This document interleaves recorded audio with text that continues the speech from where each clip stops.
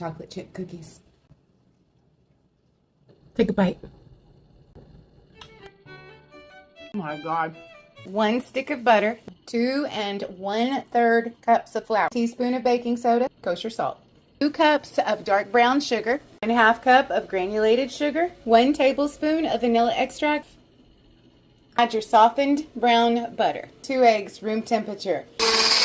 You're going to fold in your flour, fold in our chocolate chunks, chocolate chips.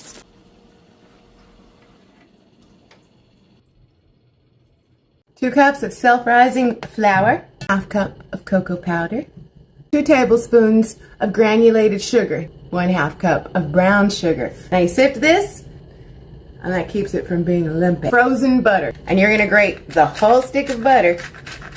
And now we're gonna incorporate the butter into a little well in the middle of the tablespoon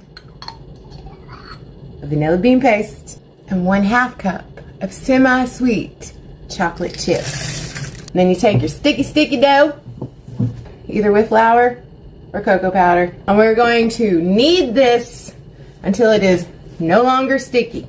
Now you have to do several pat and folds.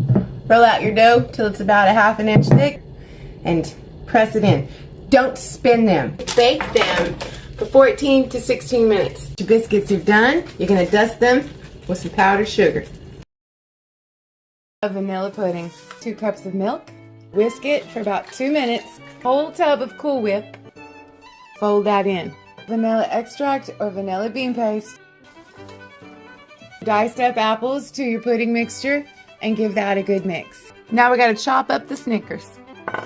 Add the Snickers to the pudding and the apple mixture, the remainder of the apples that we saved, and the Snickers, the caramel sauce, to the top of your salad, just like that. Go make it.